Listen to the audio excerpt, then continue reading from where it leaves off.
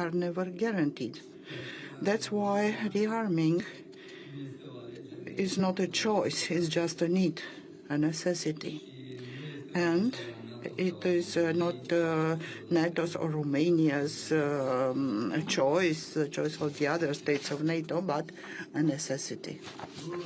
The role of the alliance is to protect the peace, and our responsibility is to deter any potential aggression and to be sure that our armed forces are capable and well trained to counteract the threats we are confronted with. There is a continuation of the illegal war of Russia against Ukraine at the borders of Romania. And for that, and for us, for the other allies in the eastern flank, and for NATO in general, the aggressiveness of Russia beyond Ukraine by recent intrusions of the Allied airspace and by diversifying the hybrid attacks is an additional evidence that we need to be prepared. We need to remain united and to have a position of force in a solid and credible posture. The commitment of the alliance and we trust that the NATO and also the others, the allies from the other banks of the Atlantic are committed to defend any inch of the alliance. We, the European alliance, need to assume responsibilities in defending the continent. That's why we need to consolidate the defense ministry, the national one and the transatlantic one. And connected to that, for our guests, so I have the invitation to inform you about the Romanian defense industry, which has a very strong tradition. It has been neglected lately during the last years, but there is an extraordinary potential. And we have companies having all the conditions or the utilities so that in conditions of interesting management, they can be used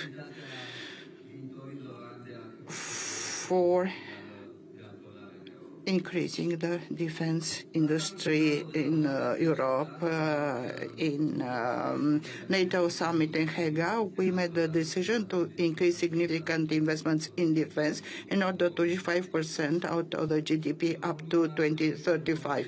Romania has 2.24 in 2025 and will spend this money and will maintain the ascending trend, which is directly correlated with the security threats. But this decision represents only the first step in order to reach our goal. We need to have money, and we need also to spend this money in order to produce military equipment. And also a key element for providing a credible deterrence and efficient defense is to work jointly to manufacture the equipment needed by the Allied armed forces, to collaborate between states, between governments and private media for the defense industry that favors innovation and capitalize on the emerging technologies, and to have together with our partners the interoperability of the systems that we are using.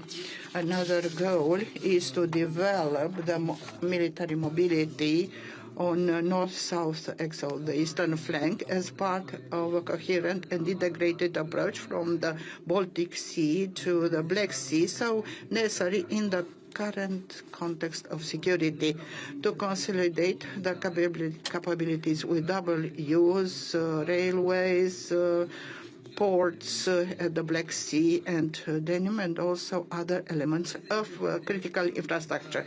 This is the context in which events like NATO-Industry Forum get increased relevance due to the role of bringing together all the stakeholders involved in this process, NATO, the allied states and the industry, and to facilitate direct dialogue between the alliance and the industrial sector.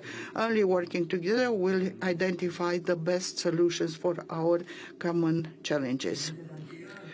Before concluding, I would like to highlight an important aspect that we discussed about with Secretary General Mark Rutte yesterday. I thank him for his presence. Romania is prepared to assume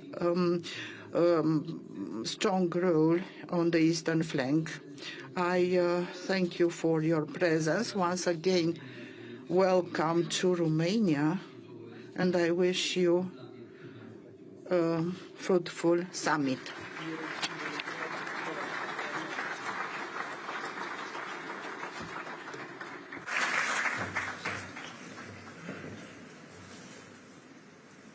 President, thank you for that message of the extraordinary potential here today. Only through working together will we identify the best solutions, as you put it. Secretary General Mark Rutte took the helm at NATO just 13 months ago and has arguably led one of the fastest ramp-ups of allied defense spending and production, or as he has coined it, a quantum leap in our collective defense. His energy, optimism, and commitment are contagious. It is now my great pleasure to introduce His Excellency Mark Rutte, NATO's Secretary General. Well, thank you for that very kind introduction. President Dan, dear Nico Shor, ministers, excellencies, ambassadors present here, Admiral Van Jay, dear Pierre, ladies and gentlemen, good morning to you all.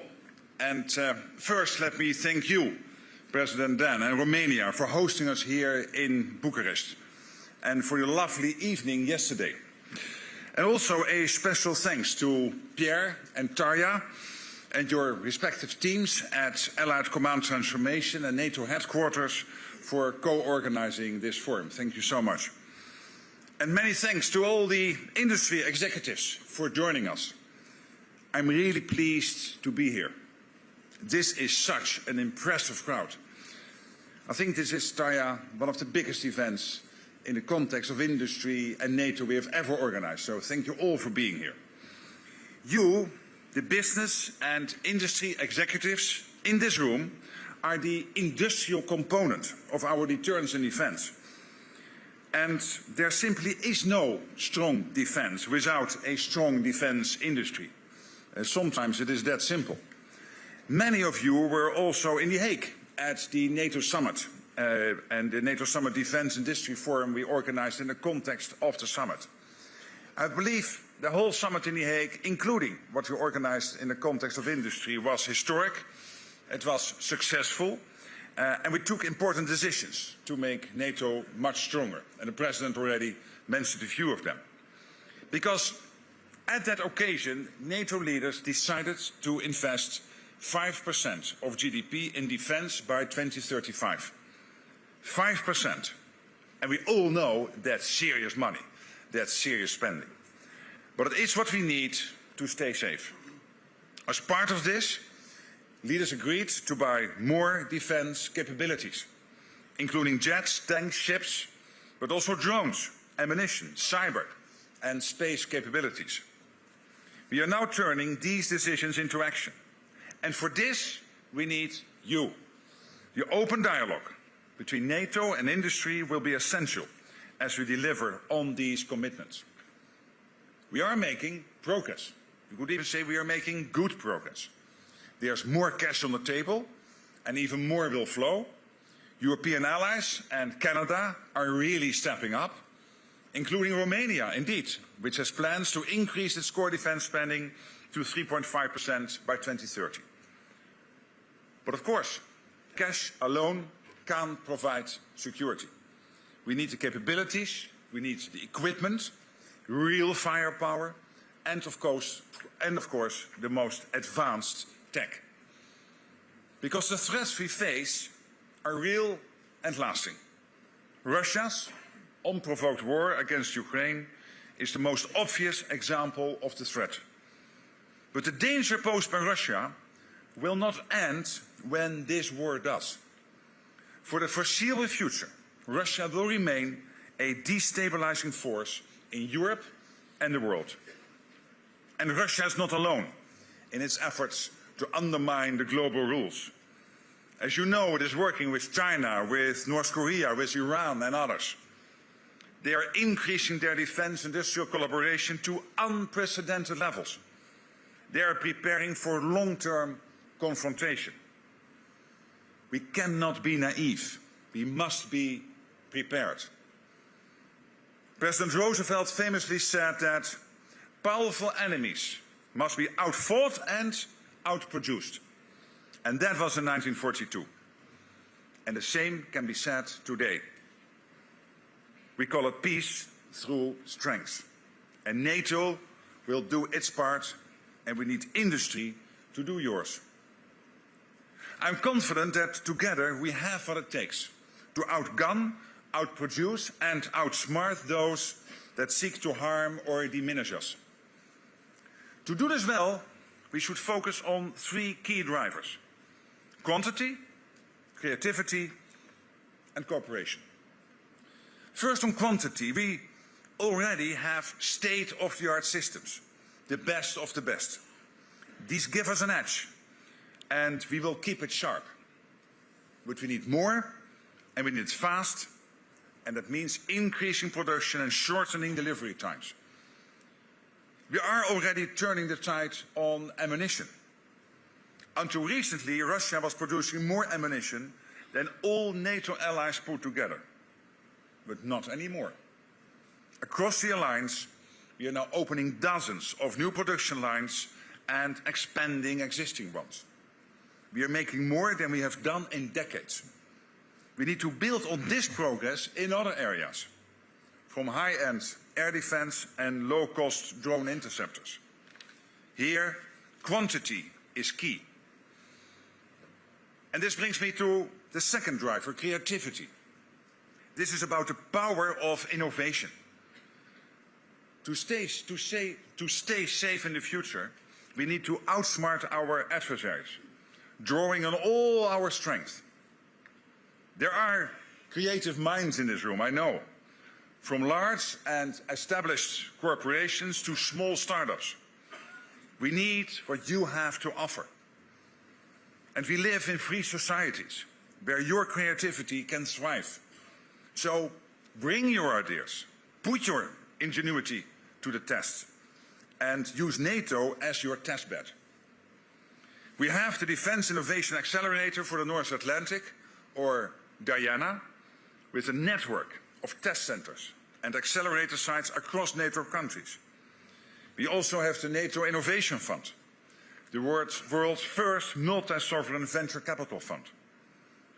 Through this fund, we invest in deep tech, dual-use technology startups that can support our defense, our resilience and our security. So we can help develop the next generation of innovators. The third driver I want to talk about is cooperation. This is NATO's bread and butter. It's also the reason for this NATO-Industry Forum. Bringing together the ideas, the assets, the industry of 32 countries across Europe and North America is powerful. And there's even more we can do when we work with our partners, including the European Union, Ukraine, and countries in the Indo-Pacific region like Australia, Japan, New Zealand, and the Republic of Korea. We have so much to learn from each other. And by combining our efforts, we can produce more and increase innovation. It benefits us all. Dangerous times call for bold action. And this demands a degree of risk tolerance from all of us. As leaders take the political risk, industry is being asked to take some business risk. As you think of your shareholders, this may make you nervous. You are waiting for governments to sign long-term contracts, I know. And you're right. Sometimes governments need to do that. But I can tell you that when it comes to investing more in our defense, the political will is there. You heard the President, you know the decisions we took in The Hague. The political will is there, the money is there, the demand is there, and our security depends on it. So, as your business leaders, perhaps we can make a deal. On my end, I will continue to do all I can to urge governments to walk the talk and sign the contracts. And I promise we will do all we can from NATO to expedite procurement and keep supporting innovation. Tarja, Pierre, you are with me on this, I know. But in exchange, you need to be ready. Step up supply, expand existing production lines and open new ones. Don't let the fear of future surplus capacity keep you from meeting the real needs we face today. I have every confidence that what you produce will be purchased. There are great business opportunities for all of you and real benefits for us all. Because when industry steps up supply, the result is not only more security, also more economic growth and many more jobs. The defense dividend is real, and our mission couldn't be more worthy. So, let's work together to deliver a safer and more prosperous future for us all. Thank you very much.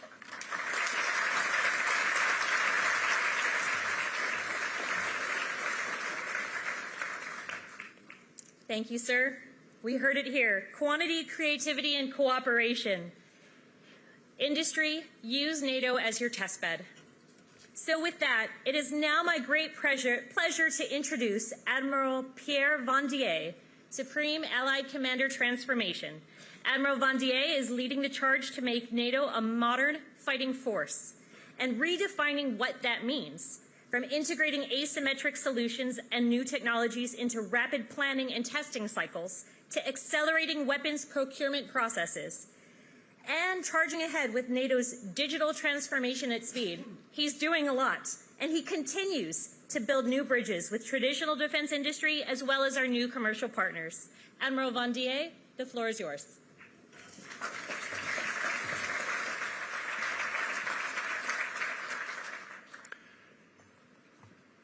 President Dan, Ministers, Secretary General, dear Tarja, Excellencies, Generals, ladies and gentlemen. Secretary General, thank you. Before I begin, allow me to salute President Dan and our Romanian hosts for their extraordinary hospitality. Makes this event possible. It was a great endeavor. It's a pleasure to have you all today for this forum that highlights the NATO members' commitment to have a strong and deterrent alliance. This is what we do today, a strategic message. Today I want to talk to you about the changing nature of warfare and what we, industry and NATO, can and must do about it. We need to be ready for tonight, but also for tomorrow, and that is a big challenge. That warfare evolves, it's not new. The leaders, military and civilian, sometimes fail to understand that what those changes might mean, that is not new. We can think about the millions of sleepwalkings into the war in the summer of 1914, when even if many were surely aware of advances in weapons, technology, in chemistry or automobiles or aircraft, they failed to connect the dots. Correctly understanding the changes in warfare is a very difficult challenge. War in Ukraine shows a lot, but shaping our future in consequence is all but simple. So change in warfare is not new, but the pace of change today is very new, very different. After 1989, we look forward to the end of history and decades of peace dividends. NATO and industry got comfortable, maybe too comfortable, against technologically limited opponents, happy to live with long timelines, slow and complex processes, and limited numbers. Instead, today we have the return of might makes right, of nature red in tooth and claw, of predators, who are more than ready to throw the rules out of the windows, add that the widespread access to new technologies and new constantly updated weapons. When the gap between invention and widespread use is measured not in centuries, not in generations, but in months and weeks, threatening our technological edge. The acceleration of time is clear for all to see on the battlefield in Ukraine, where the lifespan of new tech and new tactics is shorter than ever before, due in great part to the flexibility of software-driven change. But since both sides enjoy that advantage, this acceleration is looping around ever faster.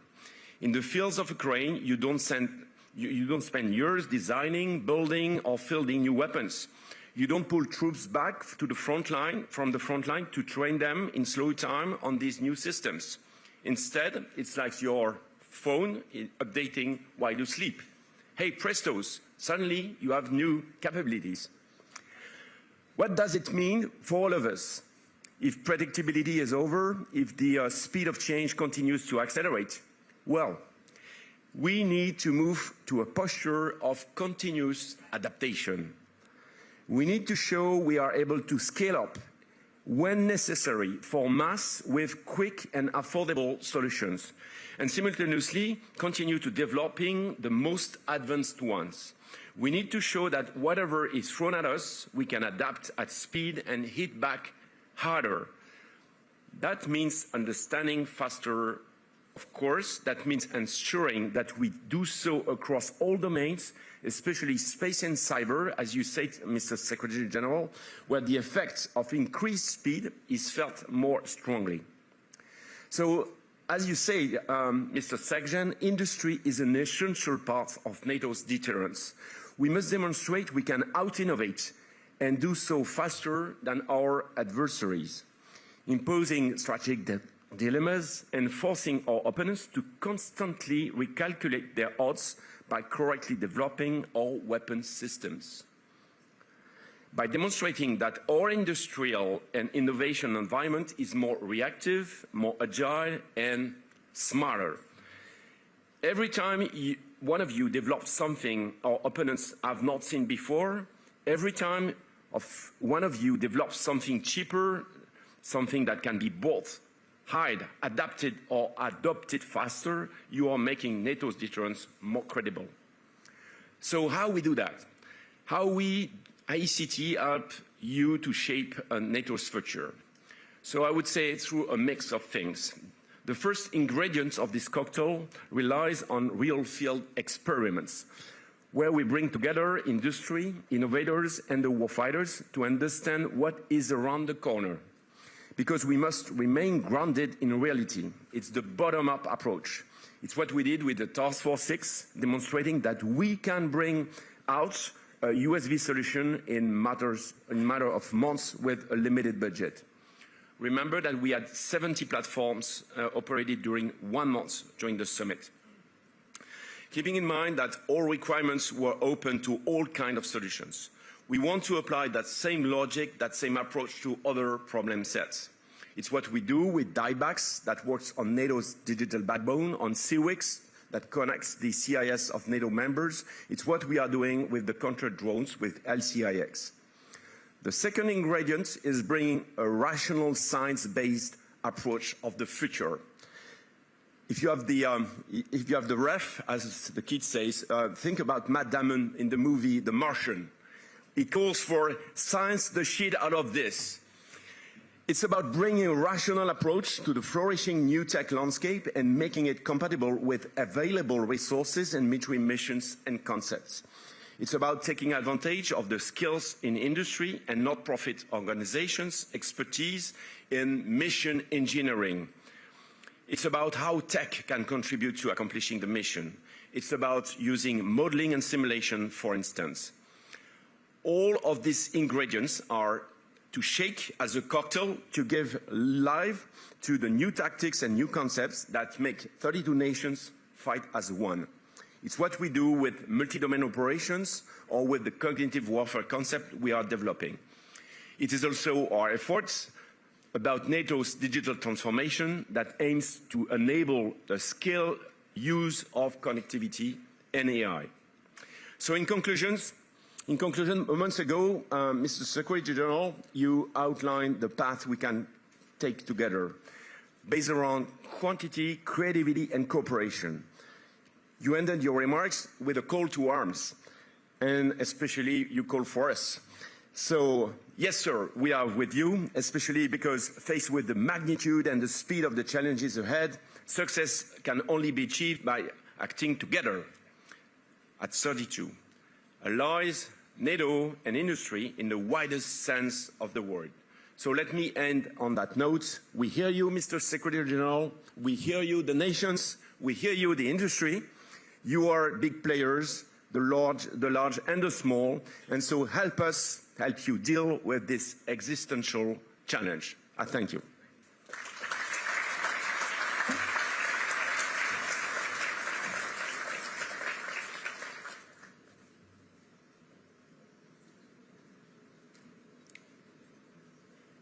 Sir, as you say, it's all about delivery, and you just delivered. You have moved us forward into a posture of constant adaptation.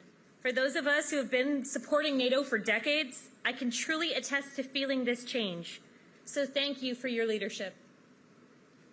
We will hold a moment in case any of our senior leaders have to depart.